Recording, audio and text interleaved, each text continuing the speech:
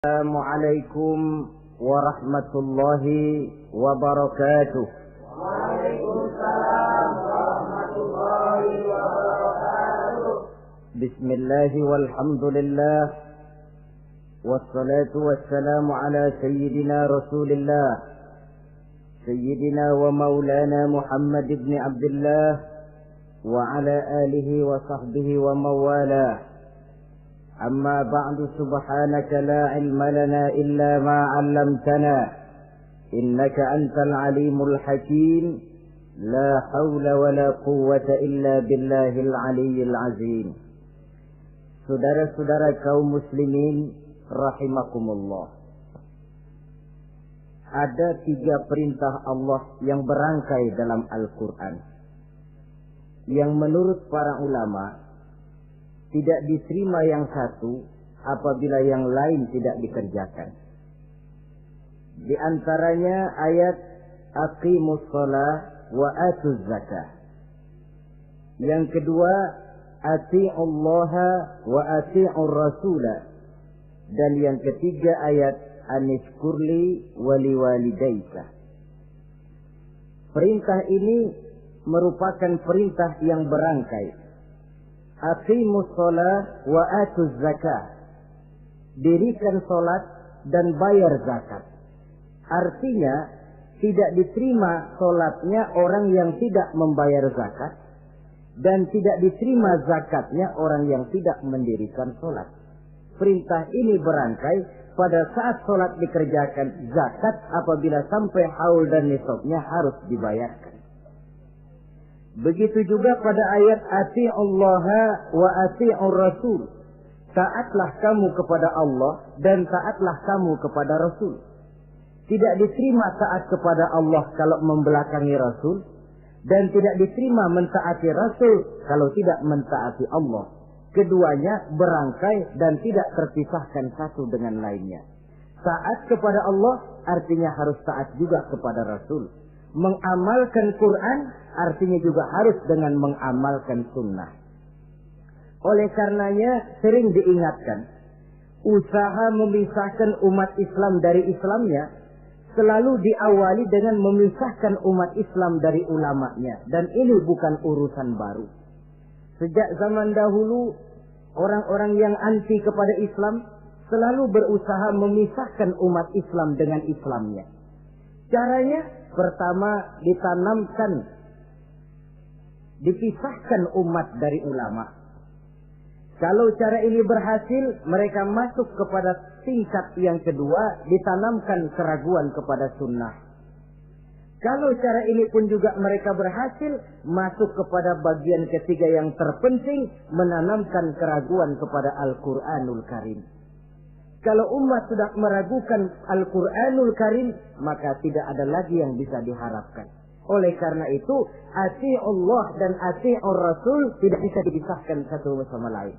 Apabila kita mengamalkan ajaran Quran, seiring dengan itu kita juga harus menegakkan sunnahnya.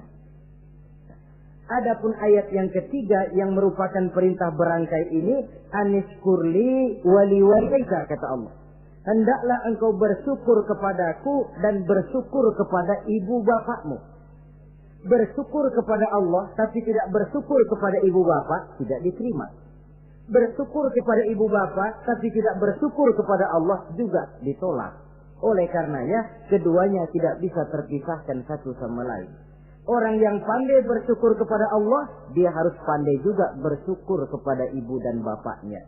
Bersyukur kepada ibu bapak artinya berbakti kepada kedua orang tua kita. Kalau kita perhatikan, dan inilah pokok yang akan kita bicarakan pada pertemuan ini, soal berbakti kepada ibu dan bapak. Kalau kita perhatikan, kedudukan kedua orang tua dalam Al-Quran itu tinggi sekali. Kita baca misalnya dalam surah Al-Isra ayat 23. Di sana menjelaskan, وَقَضَى رَبُّكَ أَلَّا تَعْبُدُوا إِلَّا إِيَّهُ وَبِالْوَالِدَيْنِ إِحْسَانًا. Dan Allah Tuhanmu telah memutuskan, telah menetapkan, jangan kamu menyembah selain daripadanya dan berbaktilah kepada kedua orang tua. kita perhatikan tartibul kalimat atau tertib urutan kalimat dalam ayat ini. Pertama, jangan menyembah selain kepada Allah. Yang kedua, berbakti kepada kedua orang tua.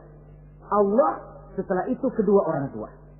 Begitu tinggi kedudukannya sampai dirangkaikan dengan kewajiban menyembah hanya kepada Allah. Sesudah itu apa? Wabil walidaini ihsana, berbakti, berbuat baik kepada ibu dan bapak. Lalu dalam surah An-Nisa ayat 36 kita temukan wa'budullaha wa la tusyriku bihi syai'a wabil walidaini ihsana. Sembahlah Allah, jangan engkau sekutukan ia dengan sesuatu pun, dan berbuat baiklah kepada kedua orang tuamu. Lagi-lagi di sini perintah bertauhid, perintah menyembah hanya kepada Allah dirangkaikan dengan perintah berbakti kepada kedua orang tua. Dalam kehidupan sehari-hari biasanya perintah penting lahir pertama, perintah penting kedua lahir pada urutan kedua. Dari segi prioritas kita bisa melihat tingginya kedudukan kedua orang tua kita di dalam kehidupan ini. Lalu orang tua adalah bapak dan ibu. Keduanya mempunyai peranan yang sangat besar sejak lahirnya kita ke alam dunia ini sampai kita meningkat menjadi anak-anak, remaja, dewasa. Bapak misalnya kita lihat sibuk mencari nafkah. Ia pergi pagi, pulang sore, peras keringat, banting tulang. Karena cita dan harapan agar anaknya kelak hidup lebih baik dari dia sekarang ini. Dan untuk itu dia rela peras keringat, banting tulang. Seolah-olah dia berkata, ayahmu biarlah kaki jadi kepala, kepala jadi kaki, asal kau kelak jadi orang. Yang kadang-kadang setelah kita sang anak ini jadi orang, sering lupa kacang akan kulitnya. Sehingga boleh jadi orang lalu berkata, kalau orang tua kaya, anak jadi raja. Kalau anak yang kaya, orang tua sering jadi budak. Orang tua kaya, anak jadi raja. Apa yang dia mau jadi kenyataan. Tapi kalau anak yang kaya, kadang-kadang orang tuanya yang jadi budaknya. Lalu di samping sibuk mencari nafkah, bapak juga memberikan perlindungan dalam kehidupan ini. Menjadi simbol wibawa yang pada satu saat kita akan merasakannya kalau dia sudah tidak ada. Begitu barangkali kecenderungan orang, seperti kata Imam Al-Ghazali, kamu baru merasa pentingnya suatu nikmat kalau dia sudah hilang dari diri kamu. Kita baru terasa pentingnya sehat kalau lagi sakit. Baru tahu pentingnya gigi kalau lagi sakit gigi. Baru tahu pentingnya telinga kalau lagi budak. Tetapi pada saat normal, kita menganggap itu sesuatu yang biasa. Bukankah keberadaan seorang bapak dalam hidup ini, di samping dia pelindung, juga menjadi simbol wibawa dalam kehidupan di masyarakat? Orang sering berkata, gue bukan takut sama lo, gue segan sama orang tua lo. Masih ada yang disegani, masih ada yang dihormati. Pantas saja kalau kita ambil dari sejarah, ketika baginda Rasul ditinggal wafat oleh Khadijah, oleh pamannya Abu Thalib, gangguan kafir Quraisy makin meningkat. Kenapa? Kemarin-marin mereka mau menghadang Nabi, mau menghantam Nabi, masih mandang Khadijah binti Khuwailid, seorang bekas janda bangsawan. Mereka masih memandang Abu Thalib, orang tua yang disegani. Sekarang dua-duanya sudah tidak ada, apalagi yang mau disegani, hantam saja sudah Muhammad. Itu pun dirasakan oleh pribadi Nabi kita. Saudara-saudara kaum muslimin, apalagi yang namanya ibu, dia lebih banyak menangani kita. Pantas kalau Rasul satu saat ditanya orang, ya Rasul, siapa sih yang paling harus saya taati di dunia ini? Ibumu. Lalu siapa lagi ya Rasul? Ibumu. Kemudian setelah itu siapa ya Rasul? Ibumu. Sesudah itu siapa ya Rasul? Bapakmu. Ibu, baru bapak. 3 berbanding 1. Kenapa harus begitu? Kita lihat. Pertama yang namanya ibu, sejak proses kehamilannya sudah istilah Quran hamalathu wahnan ala wahnin. Dia mengandung kita dalam keberatan yang bertumpuk di atas keberatan. Berat kuadrat. Bahkan sebelum itu, sejak ngidam anaknya, ibu kita itu sudah kita siksa. Yang kepengen dimakan, yang bukan-bukan. Muntah, nggak karu-karuan. Keinginan yang tidak musim. Sampai ketika terjadi proses kehamilan. Dari hari ke hari hamilnya makin lama, makin berat, makin lama, makin besar. Kemana-mana dibawa. Belum pernah ditaruh. Ini berat mau ke pasar, taruh dulu sebentar. Tidak. Itu ya saudara, orang hamil itu ya, saya sendiri alhamdulillah belum pernah hamil. Tapi kalau kira-kira 2 kilo, itu ada itu. Umpama pengen ngerasain, cari kelapa yang beratnya kira-kira 2 kilo, jantung di perut kemana-mana bawa. Apa enak kayak begitu itu? Kehamilannya makin lama makin besar, makin lama makin besar. Tidurnya pun sudah serba sulit dan serba salah. Sampai dia kepada saat kelahirannya, saat melahirkannya, berhadapan dengan 2 pilihan. Kalau tidak hidup, mati. Dan seorang suami tidak pernah menghadapi saat-saat kritis macam gitu.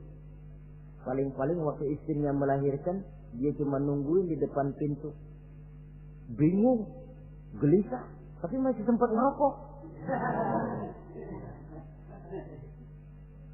Si istri sudah pasrah berhadapan dengan kalau tidak hidup, mati. Saudara hadirin yang saya hormati, dalam pilihan itu dia lahirkan anaknya ke alam ini. Dan maha adil Allah.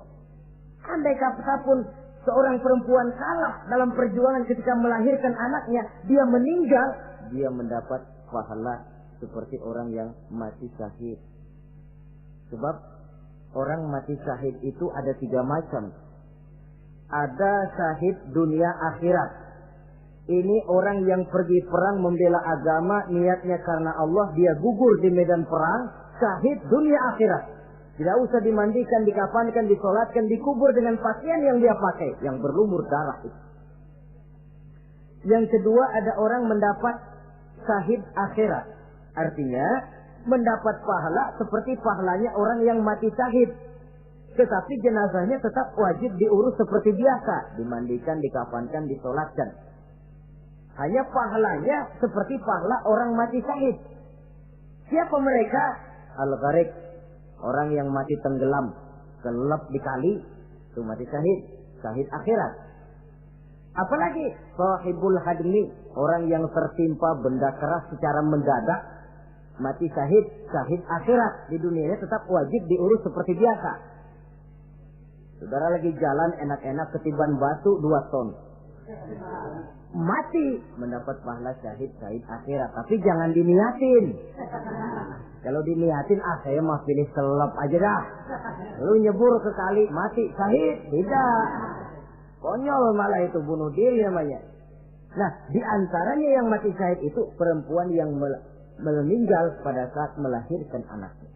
Tapi masalah kita dalam pilihan antara hidup dan mati, dia lahirkan anaknya ke alam ini. Lalu proses mengasuh dan membesarkan lebih banyak sang ibu ketimbang sang bapak. Tengah malam, bapaknya sudah asik tidur lelap.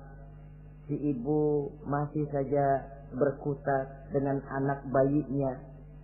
Dibungkusnya pakaian, si anak pun pipis digantinya itu. Setelah itu dijaganya juga dari gigitan nyamuk. Sehingga pepatah bilang kasih ibu sepanjang jalan, kasih anak sepanjang galah. Ini berarti bahwa bagaimanapun upaya hendak menebus jasa daripada ibu, memang sulit untuk tersebut. Oleh karenanya saudara-saudara, pantas saja kalau Nabi sampai 3 kali ibumu, ibumu, ibumu, setelah itu bapakmu. Nah, oleh karenanya apa sebenarnya kewajiban seorang anak kepada kedua orang tuanya? Dengan kata lain, bagaimana kita berusaha untuk berbakti kepada ibu bapak ini? Di dalam kitab Tanbihul Ghafilin ada dijelaskan, lil walidi 'alal waladi asharatu huquqin. Orang tua mempunyai 10 hak terhadap anaknya. Dengan kata lain, kewajiban anak kepada orang tuanya ada 10. Pertama, at-ta'am in ihtaja. Memberikan kedua orang tua makan kalau dia keduanya memerlukan makanan. Malah yang lebih ideal dia usahakan agar makanan yang diberikan kepada kedua orang tuanya lebih baik dari yang dia makan sendiri. Kita kadang-kadang beli juga kue, buahan, tapi kita sortir dulu. Di rambutan yang kontes-kontes kasih babak sana. Saudara hadirin yang saya hormati, suatu saat Nabi Musa pernah memohon kepada malaikat Jibril, "Ya Jibril, tolong tunjuki siapa kira-kira teman saya di surga nanti." Lalu Jibril mohon kepada Allah, Allah memberitahu Jibril kasih tahu Musa, temannya di surga nanti tukang daging di pasar, jualannya di pojok parasnya begini-begini, semin. Nabi Musa ingin tahu apa keistimewaan tukang daging ini, kok akan jadi teman saya di surga nanti. Dia samperin, "Assalamualaikum." "Waalaikumsalam." Lalu kenalan. Setelah datang waktu pulang, Nabi Musa ikut ke rumah tukang daging ini. Diambil daging. Sampai di rumahnya, itu daging dia rebus. Dia rebus, matang, dia hidangkan kepada ibunya yang sudah tua renta. Disuapinya ibunya. "Tiap hari kamu kerjakan ini?" "Tiap hari," kata si anak tadi. "Saya beri makan kedua orang tua ibu saya yang sudah tua renta itu." Si ibu setelah disuapin oleh anaknya berdoa, "Allahumma ja'al ibni jalisa Musa fil jannah." Ya Allah, jadikanlah anak saya ini teman Nabi Musa di surga nanti. Amalan si anak cuma nyuapi ibunya, tapi doa ibunya itu yang dijawab dan diterima oleh Allah. Si ibu berdoa, "Ya Allah, anak saya ini jadikan teman Nabi Musa di surga nanti." Allah kabulkan doa ibu yang tiap hari disuapi diberikan makan oleh anaknya. Jadi taruhlah kita sebagai anak ini, ibadah kita barangkali menyebabkan doa kita belum begitu diterima oleh Allah. Permohonan kita barangkali masih nyangkut di langit. Tapi jikalau kita bisa menyenangkan hati ibu bapak kita yang mendoakan kita, insya Allah makbul. Sebab orang tua itu doanya makbul, sumpahnya juga manjur. Kalau ibu sudah berkata, "Nak, air mata yang tertumpah terurai untuk mengasuh dan membesarkanmu, nak.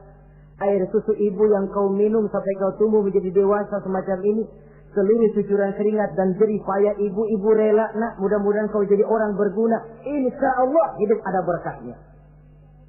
Tapi kalau hati orang tua sudah masghul, apalagi sampai keluar sumpahnya, banyak legenda-legenda, entah itu yang namanya si Malin Kundang, anak durhako, entah itu riwayat-riwayat lain yang menjelaskan bahwa tidak ada keberkahan yang bisa tegak tanpa doa dari ibu dan bapak.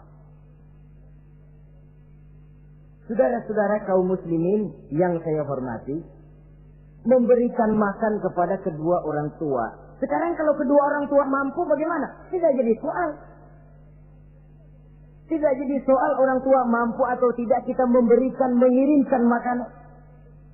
Apalagi kalau orang tua kita sudah lanjut usianya. Iyalah kalau umur 40-50 tahun masih bisa makan sendiri. Tapi pada saat saudara yang berbahagia dikaruniai orang tua berumur panjang, 70, 80, 90 tahun. Sesuai dengan janji Allah, "Wa man nu'ammirhu nunakkishu fil khalqi." Siapa yang kami panjangkan umurnya, kami kurangi bentuk kejadiannya. Artinya berkurang nikmat Allah itu. Panjang umur, nikmat berkurang. Artinya mata sudah lamur, pikiran sudah rada pikun. Nunakkishu fil khalqi. Berkurang kejadian asalnya itu. Kesempurnaannya sudah tidak ada lagi. Mengurus orang tua macam begitu memang kalau nurutin pegelnya ya makan nasi. Kadang-kadang karena pikun pagi-pagi pengen kita beli es puket. Makan. Lagi zaman susah tukang bubur kepengen makan bubur. Tapi di situ ujian. Begitulah dahulu orang tua kita melayani kita dikala kita belum masih merah, belum bisa berbuat apa-apa, belum punya pilihan. Tapi mereka sabar, mereka ikhlas. Tidak sabarkah kita? Tidak ikhlaskah kita di hari tua mereka? Kita mengasuh dan melayani mereka. Kadang-kadang karena rewel, anak ketelepasan omong. Udah tua, rewel aja. Hancur hatinya. Dalam keadaan tidak berdaya, mendapat kata yang tidak enak lagi dari anak-anaknya. Saudara hadirin yang saya hormati, jadi soal orang tua mampu atau tidak memberi makan, itu bukan soal, tapi kewajiban anak memberikan makan kepada kedua orang tuanya. Ini kewajiban yang pertama. Kewajiban yang kedua, al-khidmatu in ihtaja. Al-khidmah artinya berbakti kepada ibu dan bapak. Satu hari ketika kumpul dengan para sahabat, Nabi pernah berpesan kepada Sayyidina Umar bin Khattab radhiyallahu anhu.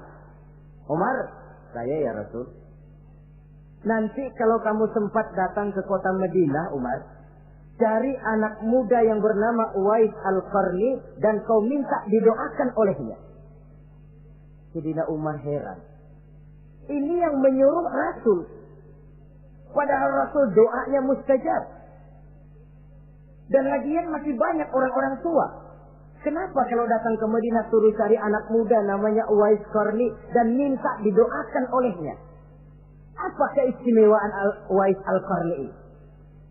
Jadi ini pun juga alasan kata Nabi, aksiru minan nas bidu'ail khair fa innaka la tadri min ayyi fahin yuqbal. Banyak-banyaklah kamu minta doa kebaikan dari orang lain, sebab kamu tidak tahu dari mulut yang mana doa diterima Allah.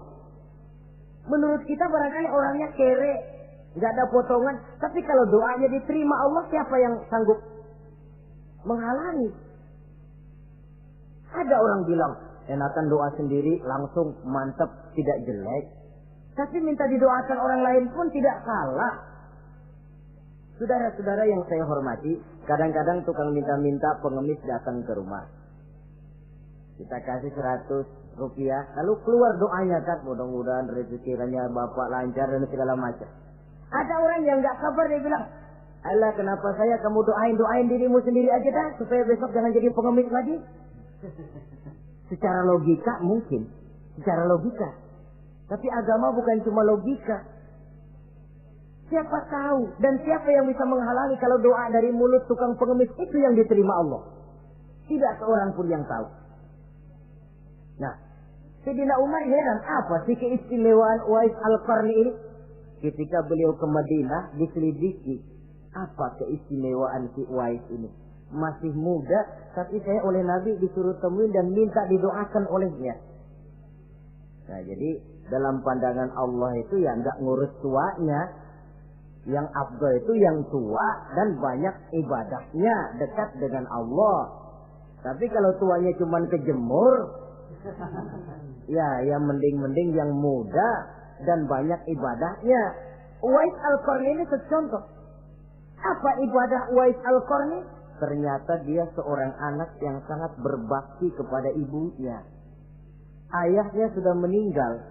Dia pernah menggendong ibunya dari Madinah ke Mekah cuma untuk bikin haji dan untuk bertemu dengan Rasul. Sayang, tidak sempat bertemu dengan Rasul. Menggendong ibu dari Madinah ke Mekah itu kira-kira 465 kilo ya.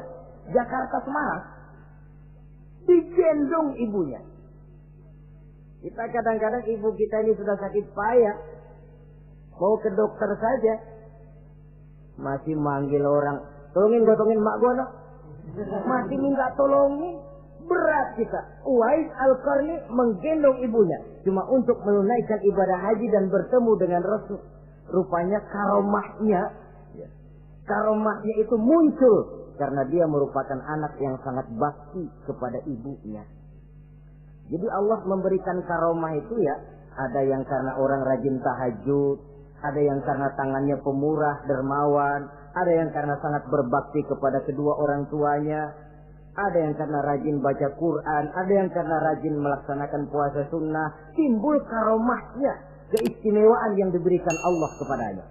Jadi bakti kepada ibu dan bapak mendatangkan karomah, keistimewaan yang diberikan Allah kepada kita. Kayak Uwais Al-Qarni ini. Kalau dilihat dari segi ibadah, dia masih muda. Tentu lebih banyak ibadahnya macam Umar bin Khattab. Tapi karena baktinya kepada ibunya, sampai Nabi pesan Sayyidina Umar, kalau kau sempat ke Madinah, cari anak muda bernama Uwais Al-Qarni, minta didoakan olehnya. Artinya doanya dikabul oleh Allah Subhanahu wa Ta'ala. Saudara-saudara kaum muslimin yang berbahagia. Kewajiban yang ketiga, al-ijabatu in da'a. Menjawab, memenuhi panggilan orang tua apabila keduanya memanggilmu. Menjawab panggilan kedua orang tua. Dan cara menjawab ini pun Al-Quran memberikan tuntunan etiknya. Wala taqul lahuma uffin. Jangan kepada kedua orang tuamu ngomong uff. Uff, hus, oi. Itu dianggap kurang etis. Saudara hadirin yang saya muliakan, menjawab panggilan orang tua merupakan kewajiban anak dan merupakan hak dari orang tuanya. Dia berhak untuk dijawab panggilannya dan anak berkewajiban untuk menjawab panggilan orang tuanya. Mari kita ikuti satu riwayat bahwa ada seorang anak muda yang soleh, tekun melaksanakan ibadah, namanya Jurayj. Satu hari Jurayj ini sedang sholat sunnah. Ketika dia sedang sholat itu, ibunya manggil, Jurayj, kan? Jurayj, sini sebentar. Ibunya rupanya tidak tahu kalau Jurayj sedang sholat. Mendengar panggilan ibunya, Jurayj bimbang dalam hati. Allahumma ummi am sholati. Ya Allah, sembahyang saya terusin atau panggilan ibu yang saya jawab? Saya sholat sunnah, tapi menjawab panggilan ibu wajib. Mana ini? Bimbang. Dia, ibunya manggil lagi, Jurayj ta'ali, Jurayj sini. Makin bimbang. Allahumma ummi am sholati. Ya Allah, yang mana? Sholat terus atau menjawab panggilan ibu? Rupanya dia pilih sholat terus, saudara-saudara. Dia tidak jawab panggilan ibunya.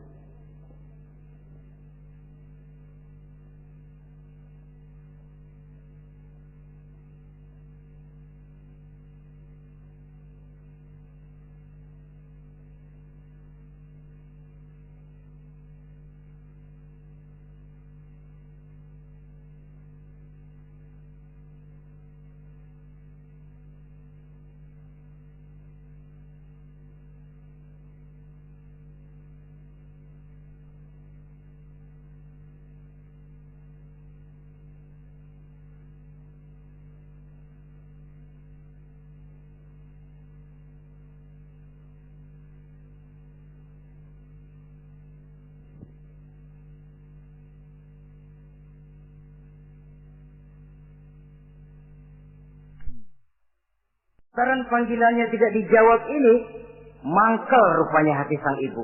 Ya Allah, Jurayj ini, saya lahirkan dia antara pilihan hidup dan mati. Saya asuh dan saya besarkan dia. Cuma saya panggil tidak mau menjawab, sakit hati saya. Keluar katanya, ya Allah, jangan mati Jurayj sebelum dia bertemu orang jahat. Nah, berlalulah riwayat ini. Hari berganti hari, bertukar minggu pergi, datanglah bulan. Kesolehan anak muda yang bernama Jurayj ini terkenal ke seluruh kampung. Dan biasa, kalau ada orang yang soleh, apalagi dia masih muda, yang usil banyak. Dan yang usil ini selalu berusaha mencari jalan bagaimana menghancurkan Jurayj ini. Saudara hadirin yang saya hormati, akhirnya mereka begini aja. Jurayj kan masih muda, kita goda pakai harta. Ah, tidak mungkin. Jurayj itu bukan orang yang mata duitan, dia tidak akan luluh oleh harta. Kita tawarkan kedudukan, juga tidak bisa. Begini saja. Dia kan masih muda tuh. Iya. Umpanin perempuan aja dah. Kirim cewek yang agak kece.